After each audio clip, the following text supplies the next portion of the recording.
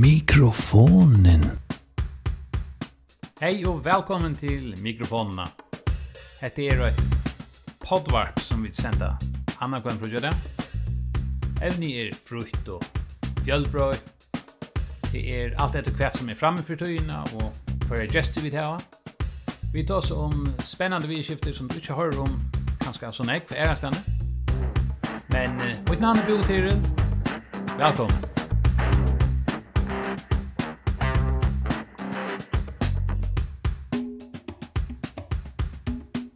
Ja, kvært ein havnarmaver vi Storen ha, hvis det ikke er Benny Eidesgaard, som nu atlar at seta av stån og et lokal utvarp for havn, anskjeminn.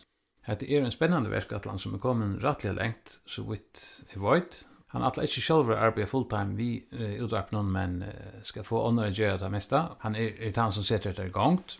Han har annars arbeid som han er karrielærere, så han hever nekva gjøre. Han gjør også nok nekva anna. Han hever til dømes feras nekva i Asia, og han sier fra at han pleier å være i Filippinen akvarien året, og hever kjøpt hus her, og rettelig avhåvert søver herfra. Og Benny, han mener at tørven av en radiostø, en lokale radiostø i havn er større, og han mener at til gå undertøkka fyrir, han har vært i kontakt med bøyreie til dømes, og han vånar att få ett gott samstarv här vi ösnen vi forskjellige fällor i boinen och balkar så som äldre och ösnen ungdomar. Så arm vi vid det och så är säkert det här utvarpet i gång till fullt rön, men det ska han Benny själv släppa grejer från.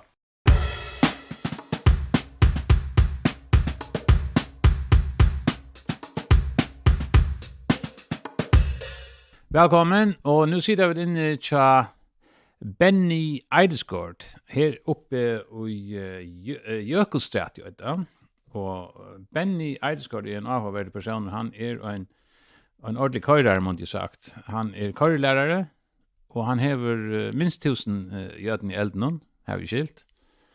Bæg i Färjön og Ærasane. Og et av søgnaste jeg hørte var at han hever i ombundet at sette i gang et Mila-projekt. Benny Eidesgaard, jeg har at du i gang vi at fyrrøyga en nytt verskatland innenfor milar, innenfor Oxlav utvarp. Kan du fortelle noe om det? Ja, det er en gammel tanke jeg har spalt meg ved lunsje. Det er at få et eller annet køyre opp i havnene som her nægget vi havnene gjør, er sagt ned en utvarpsstø som kanskje mest omhandler det som hender i byen her bænt. Okay. Og i sambandet så har vi finnet til løyver som skulle til. Og det er rettelig gammelt en gammel verskatland som jeg har arbeidet ved lunsje. Men nu er det kommet her til at jeg må ta en støve hva det vil vi sånn. Okay. Og det som er at du får ankrarna hjälpa till. Okej. Och ta du ser nu måste ta en stöv och färda som händer den kan oilöver som är gångt eller vad. Nej, till några som jag till oilöver att man ska ha några av penninge för att få det här att mälla runt. Men det första omgången så är man är så lätt ut här som ska till för att köpa utger. Men det är för folk att taxa av att göra några sändningar och så få lysa här.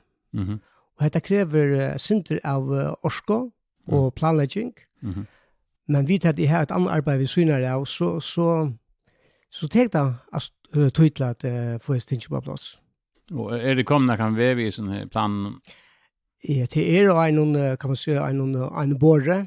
Jeg tar seg vi nøkre folk og funnet vellegging. Men som sagt, nå skal jeg lukke få det siste tingene på plass.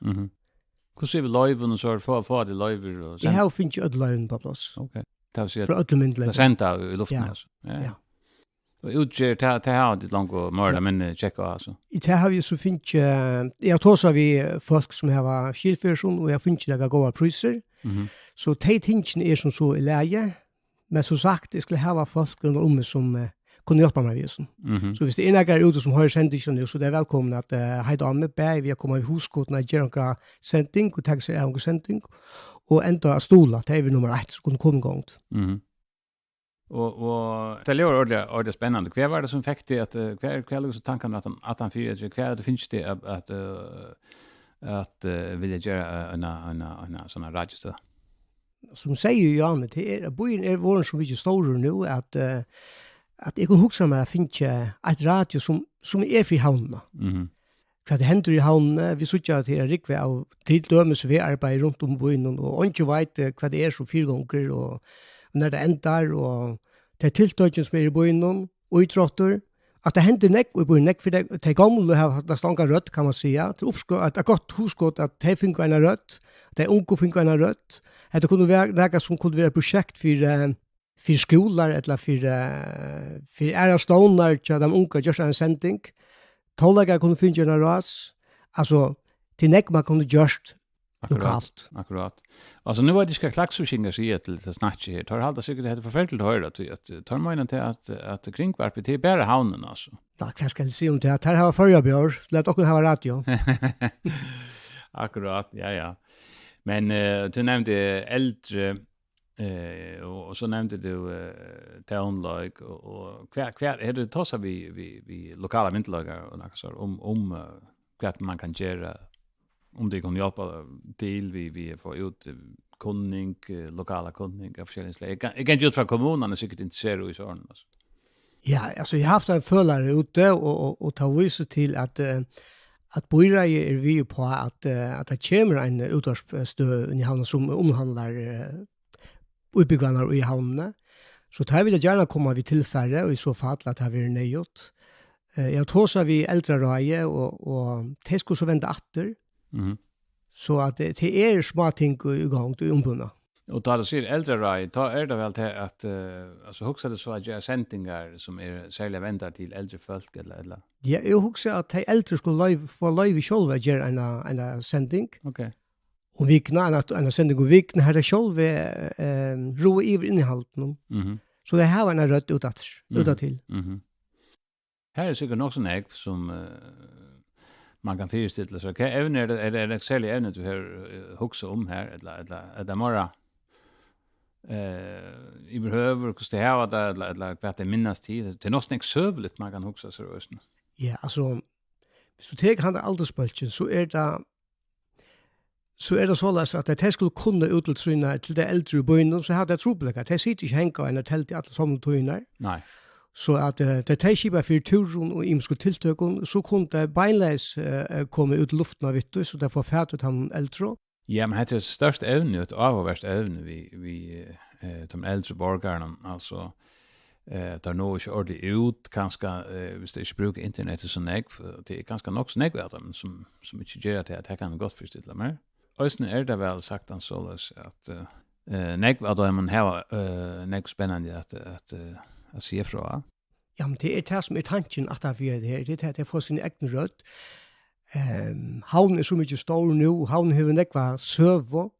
Og det er opplagt at jeg tog mikrofonen i håndene, og så kunne jeg fære en tur, og det er imiske bøylingarna og søvlestøyene og tåse om det.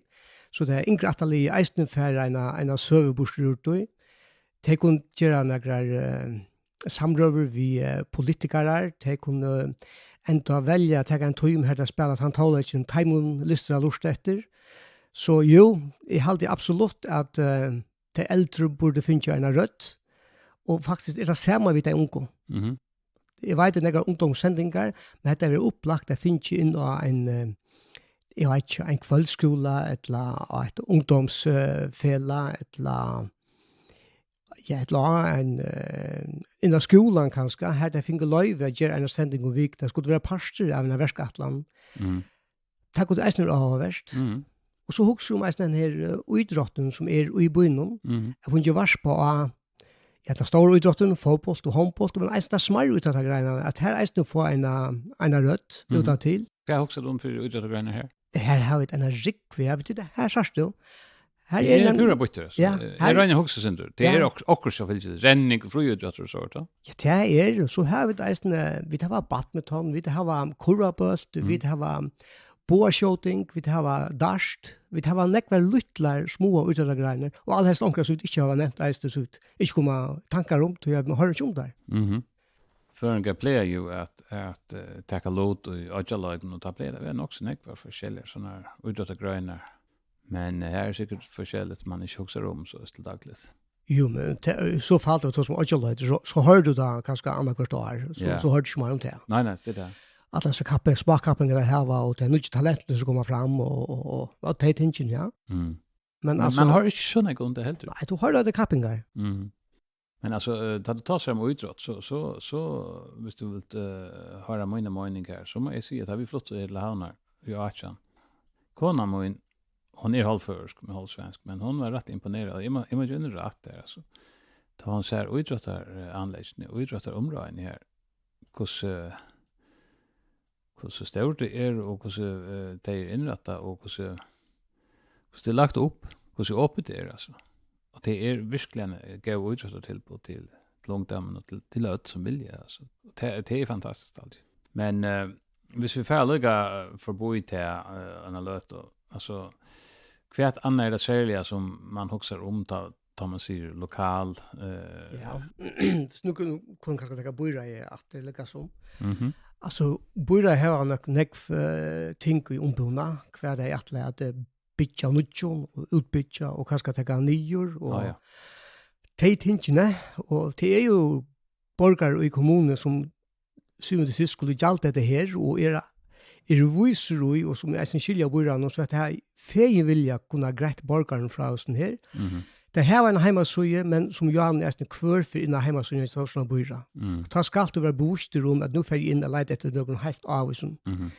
Men det er få at det avmynt, eller få at det vita, vi attendrer et utvarp til en nekk kjøtere måte at det miler det ut til folk i byen. Ja, då tar så vi börjar och vidare kan det halt om sig allt annat. Jeg har luftat tankene for dem, og det er helt åpen for oss nu. Det er helt avkjørstet til et godt husgått.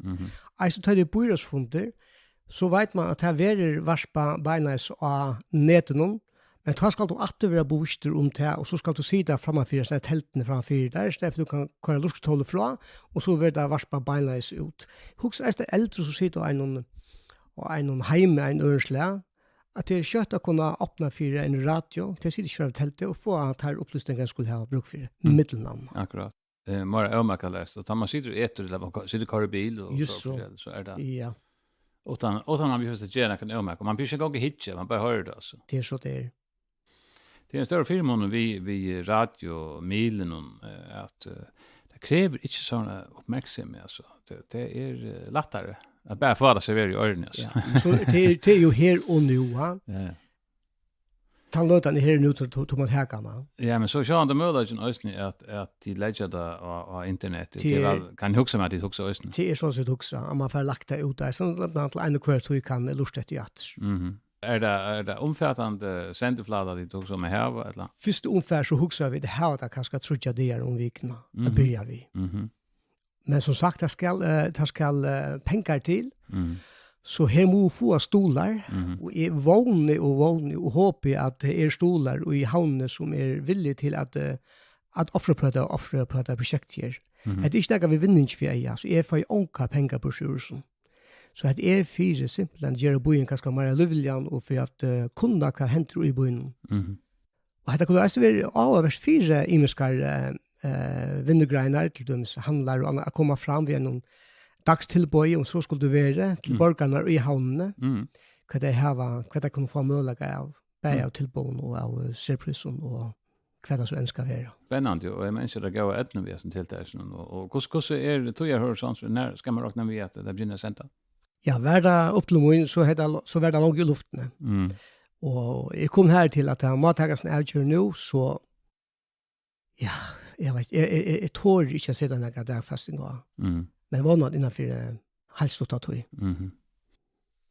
Så er det her ute som er hod til å gjøre en sending, eller hos til en sending, Det allt frivilligt, så man får ikke løn for det, men man får en oppleving og man får en lærdom som man kanskje kan bruke videre I løn. Mm. Ja, men han avhøyden færre videre ut, videre ut her, og Benny, jeg har hovedspredet sin det at du sier du har annet arbeid ved så inne, og jeg vet at du med andre kørelærer, og så har du nekket i elden, det var jo også. Ja, Benny, du har en også spennende bakgrunn, altså du, vi er cirka samme generasjon, ja, men du har altså vært en utbygninger og yrkesløy som rettelig avhåverdt. Først var du, hadde meg vidt at du var sølemøver noe slange, og så hadde meg vidt at du lærte til dekoratør og ble utbyggningen for det, og bare tja Lego. Ja, altså, ja, jeg var sølemøver I Negvar, først fra Sestorf, heilsølene, og så sier jeg opp her på først I 90, og får så til Danmarkar. Jeg vil sjølv med I Negvar, først flere år fra Sestorf heilsølene, og så I 90 nå så sier jeg opp her og får til Danmarkar. Og her fikk man så en stortlig utbygg som heter Fremtidens busschaffør, som hei nega vi hvordan man hei flere folk I bussen, og vi mikrofonteknikk og planlegging og teitingene. Tar jeg livet til, så blir jeg faktisk for meg selv nere ved å selge gøggete, og så fikk jeg meg plass av Svendborg dekoratørskole, for jeg får nemlig bare utbygging innenfor som dekoratør visuell marknadsføring. Og tar jeg livet til hans skolen I Svendborg, så slapp jeg lære I Tjaleko nere I Billund. Ok. Ja. Visuell marknadsføring, det største og spennende område. Ja, det så kjempestor fyrtøk, altså.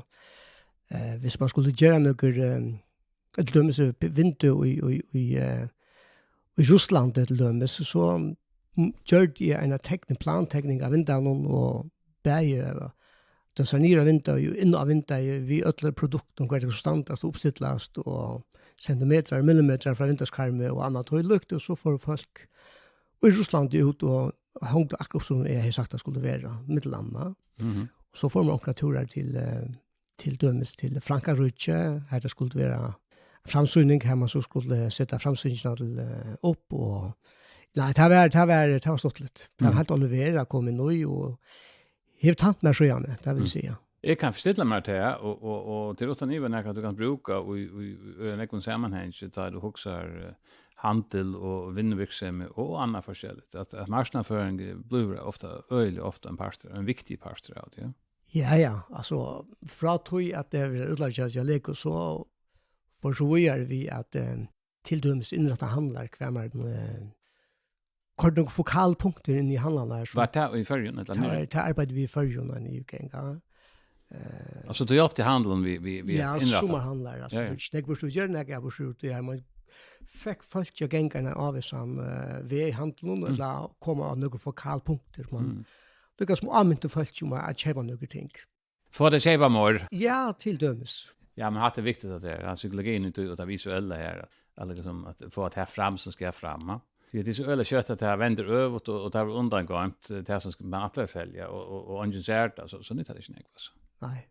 Men det en väg för sig och så är det nog en affär att ta kämt till handel.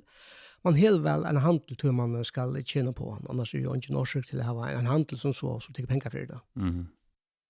Och så har du det egna visst I någonstans var så för in att arbetskarriär. Ja, så tar jag kom att ur Danmark till förra så kom för jag arbetade i Danmark som sölemöver och fick så boy av vara lärare och handskolan samstundes innan för dekoratör och visuell marknadsføring. Och då kom ju det samband med sig unko och färdiga fittefolkene. Alltså det näka så onaturligt fitt. Och av det samme, så blir det et eller annet I meg som sier at jeg var arbeidsfolk mest, og en god måte at gjøre det her på at jeg har vært livsaffære som kørelærer. Du tar du vi nærmest en part av togene, og du kommer til å kjenne det rettelig vel. Så jeg valgte affære Danmarkar I mai, nei, jeg ble utlært I mai 2005. Så det var en 15 år siden? Ja, det var 16 nok nå I år. Ja, okej. Det ska nog passa. Och en 20 över då, ja. Men lukka halda styra årstölden här. Ja, lukka mig. Jag var så 15-16 år sedan. Ja. Jag blev utlärd till det här, ja. Akkurat. Og TV med en stor frakt fra første dag, ja. Ja. Det helt omedelig fittes ungkvælsen, altså. Det ja, du hører ikke et øvet ord fra dem. Så han bare lade dem å høre bøyene, det ikke det folk man kjenner, faktisk, altså. Nei. Att det är väl som det plejer vara är det ofta ett fatal som ger också så blir det öligt så blir det lagt under det samma. Ja, så huxar ut så är det inte nek ballad långt. Alltså det är så små ting som alltid över ja. Väl lunch att vi det som var i 70-årsna, va? Nej va. Nej, det är off helt fett det alltså. Så att ta har du då är du helt framvis ner Brixen som karlär. Så du tror du i rollen just nu. Jag tror så väl i så rollen. Vi har ikke en dag vi har vakna og sagt ikke tunnlarbeid. Det er ikke en stjern. Er du så ensam at det heter flere folk der i fyrdøkene? Ta i have rymt av nærmengen, så har vi onka køyrelærer hjelpa meg at køyre ut av meg, ja.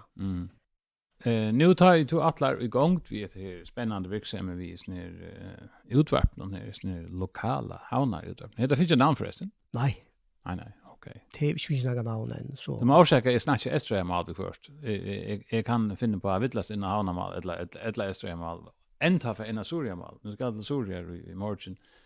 Här har vi familj och så jag kan finna på att snacka Suriamal och vad det var så. Men så tror jag lätt avska vi av ungkarlen. Det ser det ut till. Det ser det ut till så. Men ta ut nu kommer igång, ta heta virksomhet kommer som man säger, det var igång. Sars du fyr där ta att du att det blir fulltid arbete eller hur huxar du då? Nej, inte för mig alltså. Jag kan gärna sett folk som tog sig ut då, men det har alltid mycket fulltid starf, det har det inte. Men bojer manglar det. Akkurat. Det finns ju nek folk till att se att det är viktigt. Eller du hörst från nek från sugen att det manglar så. Nej, det är bara som jag har lagt mest till så läs som tog in hur gynge. Alltså du höjer inte nek om vad du händer för folk i byn. Som karlär så har du säkert också nek är forskjellig sövn vad händer i byn och jag huxar mig det också spännande att huxa lokalt så då så att det är visst som du rinner och det är omvälningar och bitching och forskjelliga tjänster så sort forskjelligt som det är ganska undan glömt alltså. Det är ganska svårt att huxa om man får fokus av oss eller rätt. Alltså ja. Ta i hel närmare bilden så ser det ofta om kvar det färra och vad händer på innan och jag har inte ansett. Nej. Alltså. Så jag inte alltså ja. Men så fast jag vet det här och så kan det vara en sån tipsare kanske till nästa radiostation. Nej, tänk bara melda sig till att ta sig lägga sättningar så fungerar det. Du kan säkert bruka att det här karstetchatter som en rekryterings basa ungefär. Ja, låt det bara komma igång alltså så bara det bara få sin egen form. Men du är nog så voi omkring. Var det också säga att du är i Filippinerna också? Ja. Här är ju nästan kvarstår. Det har vi varit nu de senaste 6-7 åren. Vad är det som är så spännande med Filippinerna? Det är växer igår. Det är växer. I färg här om vetren, min sommarferie, hon ligger om vetren och hon ligger i januar, februar, ta färjast januar månad och till december månad. Och till akkurat det bästa klimat i fjärde föringar för att Filippinerna tar ligger det om en 28-30 grader kvante. Perfekt. Och nästan inte regn. Så det är helt fantastiskt. Och folkasläge är näka så otroligt fitt folkasläge. Det här kan jag förstilla mig. Alltså. Jag är inte varit här, men jag är i Asien, alltså jag är i Thailand och tog behandla maten. 2 år gör det där, alltså för i januari månad cirka. Så var man några veckor där. Och veckor är bara helt perfekt. Alltså. Ja, det är akkurat som det ska vara. Akkurat för. Och vattnet är så öjla fitt. Alltså. Ja. Så att, men det är också något samband i det här middelen följer och Filippiner. Alltså nu är det jag en redaktör och en webbmail som heter Local FO. Och här sitter ju alltså stitchen för hitcha Google stats. Så sitter det att Filippiner öjla negverlis härifrån. Så att det är nog snäck samband. Alltså nog snäck ahu för följen. Att läsa om följer. Jag vet inte det är negg Filippiner i följen men jag känner någon av dem. Nej. Men jag har att man vet att det är flera av dem. Ja. Ja. Vad är det så sälja alltså är det näka vi kulturen eller maten eller klimatet det var åt ja och faktiskt nu fitt alltså. Hur vill du lösa bonen föringar fitter röst men hur ser monen alltså? Jag kan följa det här det till Asien är spännande och till säkert öliga fitt folk. Jag känner inte några Filippiner. Jag mötte onkeln ensdagen när jag var. Jag mötte några förr nu fitt folk ja.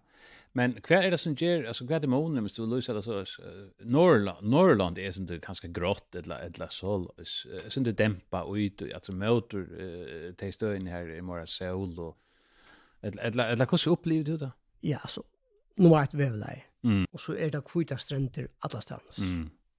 Blåa checkor, alltid hett. Jag står ända att du hoppar i checkon är det hett. Det är avslappande.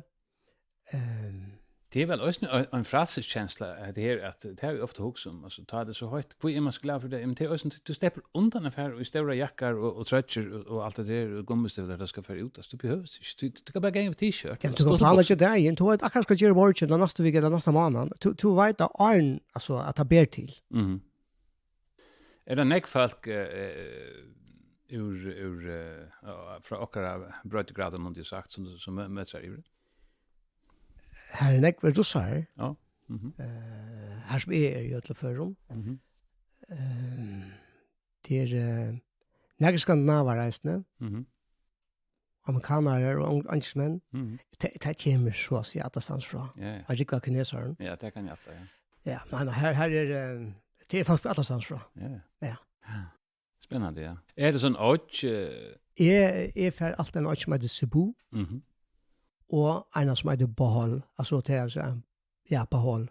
Kvar ligger det henne i Monte. Ja, det är så Filippinerna är inte en riktig watchen. Jo, här är en rattlande gåtjar. Jag menar här är en tjej tusen åtjar. Ja. Det är öligt. Ja. Och här är en av dem. Är det så långt sur eller långt rest eller väster? Mitt i. Ja. Hur så stor är en typisk gåtjar alltså är det som strämma eller man säger det färdigt att stötta. Okej. Ja. Då färdig lucka från Little Diamond till och Peter. Ja, och Peter. Och han den här som typ det här så var som typ blir oftast av vilka hur stora är cirka är där. Ja, ska du visa mig att det ganska närmare jag där att det kunde ska förklara att du kan själv förklara hur det ser ut. Bra hit. Ja. Nej, ska vi vända skärmen, okej? Här är det kort, ja. Ja. Men nu vi zoomar sen in här bänt. Hade Filippinerna. Ja, som är också en ordentlig stor. Ja, och där är här, Ja. Man är här, till stora körstol. Upplever här och här. Akkurat. Men här är det väl större än alla förskor och Ja, next större, ja. Och tar nog så när vi marsch här till är det Indonesiens chimney eller vad nästa land chimney vi så inne här. Brunei. Ja, det är att man får skilja på. Landa lära här dit. Jo, alltså att det är nog så längt sur, ja. Brunei är point vi här och så där Indonesien. Som konkurrerar här var en gardier senaste åren för Filippinerna. Hong Kong. Ja, Hong Kong. Ja. Ta till stort av likvär. Jag har inte stått och kvar till mark. Så här är också gott samband. Stick för samband alla vägar. Rätt gott, ja. Det har lei mest till var nog så populärt i Thailand just nu. Så tog en flicktur inköpstur till Hong Kong alltså. Ja. Bara en liten sviptur. Här var nästan senast tar vi i Kina. Bankt att det bredde ut. Ja. Och det är viruset. Ja, bredde mer än värre faktiskt. Det tar gott. Uff, så bäst fänkar mitt i väst kvar var nästan pur ensamadler och muren. Det ligger fyr där. Jag hade varit touch folk av muren så där det. Nej. Så tar vi smart om det. Så ikke mer kom til Filippinerna så när få datna så hört man med det. Ja. Så det mest är för att annat då har du. Och just snacka. Tog ju var skufullt av folk ju allt och inte. Så tar vi körla kom ut. Ja, men Asien att det är ölen spännande här i det man säger så. Fantastiskt ja. Och du är stark kvar i norr. Ja. Ja. Nu är stappet så inte. Nej. Men har du hus här i Brösten? Jag har en krypo här och nu har jag akkurat köpt mig göra i resten vi är hus nu. Ska jag hålla det spännande. Ja, det är fantastiskt alltså. Så framför att du är det listångsten det hickar du några broschyrer. Ja, alltså är det vart här i så du ganska. Du kan inte äga göra i det men du kan lisa göra. Så jag vill lisa en gör 2-5 år. Ta sig i en eller minne. Så men uppbundna äger. Ta i själv. Tackar du som utlänning gott köpa Uibo. Och hur är standarden man köper Uibo här så är det el och vatten och allt det här. Ja, så. Jo. Det här var elar i det. Ja, det visste Och det här var vattnar i det. Det visste jag, ja. Ja. Men du färdig akkurat du klassar prisla så vill ha då. Ja, du kan köpa för miljoner, du kan köpa för några 100,000. Ja. Och här är så byggt ur, så kan man material byta det. Men jag köpte ju ha-husen. Ja, betong eller så. Och inte lukka halv, ja. Fast det är flottare i det. Ja. Det är givetvis inte så. Det är som ett ödlen London, du kan få till en fatagan på apart, du kan få till en rygga på apart, du kan få med mittlen. Ja, akkurat. Ja. Och så är det så en sån tjänst det här management och omkringsläs så det passar det därför. Tal ett avstjalt om arre och det är så arna till swimmingpoolen och till arna vedlihåll av husen och löst. Och kanske det är tryggt vakt och så för sig. Ja, det är allt vi prisen. Det är fantastiskt. Ja, nej, det är fantastiskt, men det är fler som har spurt mig kvui att det tror jag blev samma sted alla tøyner. Och för mig är det bara en 4 månader. Mhm. Så i minst den första ferien jag var i här på en. Mhm. Vi skulle till supermarked, så tog jag taxa. Mm. Det gjorde jag till första ferien jag var där, ja. Mm. Det var ett massakre kostar likt Så för. anse. Och i det nu kan jag gänka alla bojen upp och ner. Jag kände det. Jag känner vägarna och tog täcks man få minuter att gänka till supermarked som tog taxabil arena. Vi känner sig att känna folk. Ja, det tar man gör. Nu känner man folk, man hälsar på folk och det spelar så gånger och det alltså det är fyra. Det är next stort. Ja, det är så next stort lär och du börjar att känna några sövelstöd som du inte anser av arena nästan, ja. Så nej, helt outjust. Så kan du alltid ta den utför och grejer sen, hvis du vill. Det är inte det Det är den jag. bas här. Det är jag. Mhm. Du den här som akkurat det så gör som akkurat Lisa nu. Hon ligger så av Pagalao. Det är så en kvitstrand alla stans undan om. Alltså det är mitt här touch bästa stränderna i världen. Det är så. Ja, ligger anbak för lista du hyggre efter. Men ligger svingar mellan 1 och 20 touch här om.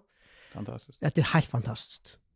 Hör du så folk vitt där ofta att det första här eller första är samma eller hur ska det? Nej, är färdig ensamma där i det här point. Mhm. Jag har en vin här i förring som heter Jan. Han bor så i Subic utanför Manila. Mhm. Och vi plejer att mötas ta i i det. Vi vill inte nutcha samman och vi har vi jonkra och samman. Kalender har det här samma som vi liksom. Ja. Ja. Det är kineserna som Där har såna. ja, och russarna resten också. Det tar här synterövs. Det har allt för snutcha då vid. Nej, inte ölla lucka nej. Det är bara nutcha det här annars så det är. För här var en kalender som är synterövs, men inte så ränigövs, men den kinesiska är purövs. Ja. Det här som är här är det flesta katoliker. Ja, för så långt surret så är det mer muslimer, men här är nog inte färdigt affärer så rör halta med bort från. Är det så synd det spänning och mitten här ganska. Ja, det är det. Så tar det först till Mindanao och sol och områden så checkar vi här på en här är där som teleba och skipar och pirater och taga gisslar och så här rör halta med bort från. Men till det ölen show folk här från. Ja, helt omedande. Så man har skepen i alla ställen. Ja, tar ju flowötlen så har det en rätt för sig själv till showfolk. Ja, det är. Ja. Så det är näka ett av mest cyklande folk i världen man det är också. Ja. Hur snägt folk bor här? I Filippinon? Ja. Två. Jag kan ni checka upp. Nej, är här Bigva. Är också nu det är den här ja, jag heter här en för Jan. 100 i ödlen för också nu. Här 105 miljoner Bigva i Filippinon. 105 miljoner. Ja. Så ska jag om. Det är näg. Inte lika näg som Indonesien, men det är näg. Ja. Och så är det Malaysia till oss näg. Alltså det här så tror jag land. Alltså bara Asien så ja, det fast ja. Ja, men spännande. Men kvar säger du till att vi i förrjun det finns ju synd jag att ska inslag här. Men det är också väl. Ta vi kommer att till förrjun nu så den begynte så just såna restauranger i omkring thailändsk och också andra och så för Filippinerna och onkel folk från Kina och så för det blir synd mer uppblandat. Det kanske blir gott att vi får synd av mera. Absolut. Det kan bara göra samhällsregar. I halta. Ja. Det blir som det ointressant hvis det bare er det samme. Ja. Inne alling alla vägen. Ja. Ja. Ja, nej, det är nog så avvärst. Vi vet också det kommer avvärst och samhället och så framöver, ja. Planta bomber alltid bättre där vart. Det är det som är. Benny, nu har vi runt så ölen jag stan. Ja, nu är vi där här i hamn och jag alltid att det här tilltagsstört in ju av i ett färg i Haltvena.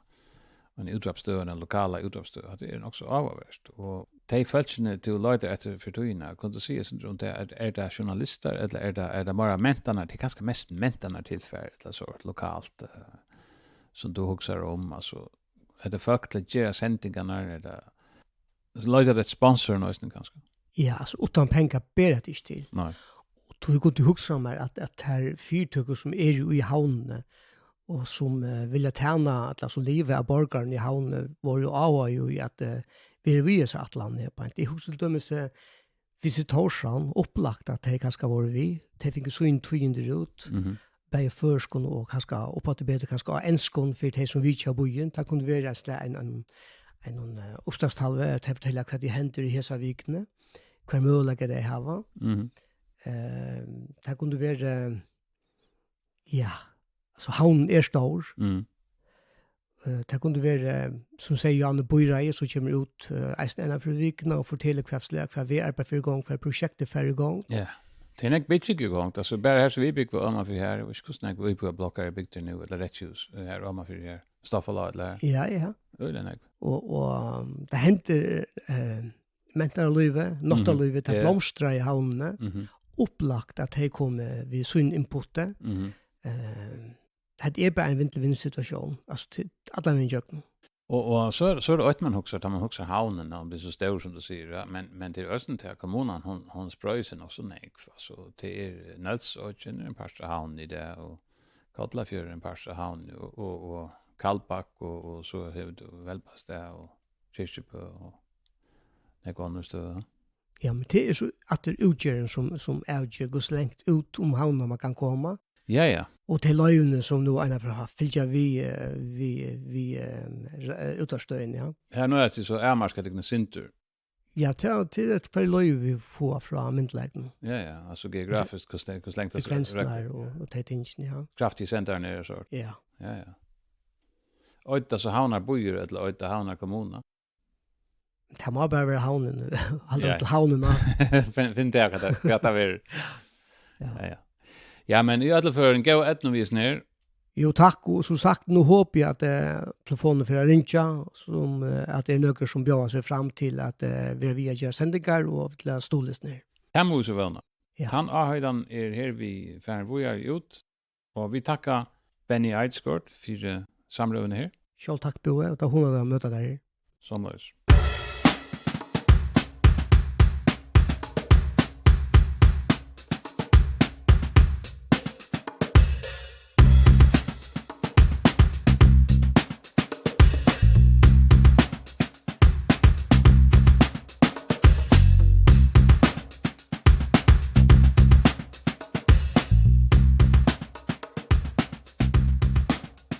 Hetta var så til vi tatt og i mikrofonen av Hesson sinne. Vånande finket ditt neggborsur. Takk for at ditt lufta av. Vi vil etter om 14.